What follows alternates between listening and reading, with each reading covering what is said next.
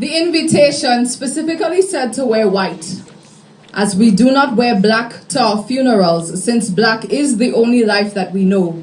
And there is nothing dead about this spirited universe of skin, the lavish offerings of the dark earth for food, or the miracle of night that unwombs the morning in an orbit's worth of dance.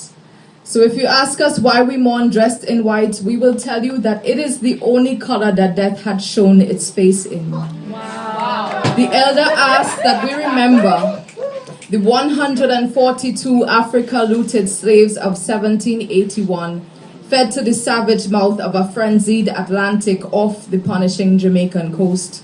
The elder asked that we assemble to read a 225-page court case turned poem, but really a prayer in tribute.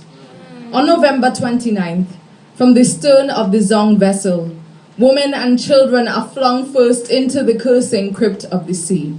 Women and children are always the first to evacuate the vessel in the event of an emergency. And the emergency was, the ship had been overloaded with black freight since the first port of departure. The emergency was, the food and drinking water was running out.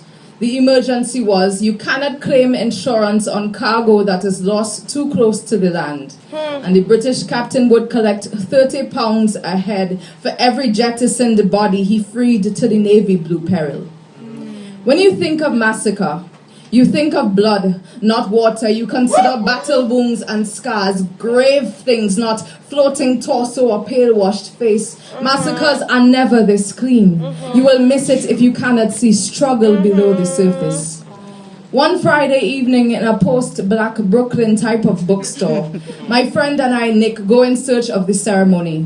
The wearied hipster at the counter motions us down the narrow corridor, and we descend the staircase into the bottom deck, into the basement, to be greeted by a dozen faces, dark only because the lights are off. The leader of the tribute explains how she studied the West Indian text in grad school and how excited she is to be doing this.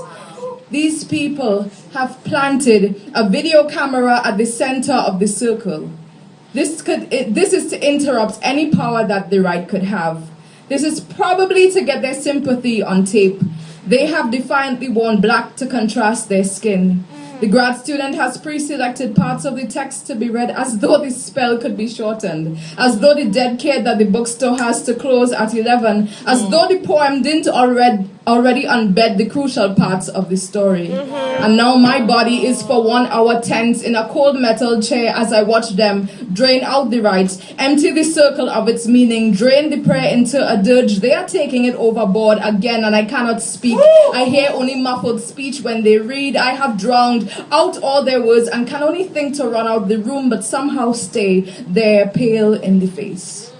At the end, the leader complains that she feels dizzy, like seasick, like she was on the ship that day. I want to tell her that she was. Captain, I want to tell her that I was there too. Floating, massacres are never this clean. I want to tell her that even though this evening doesn't look like a massacre,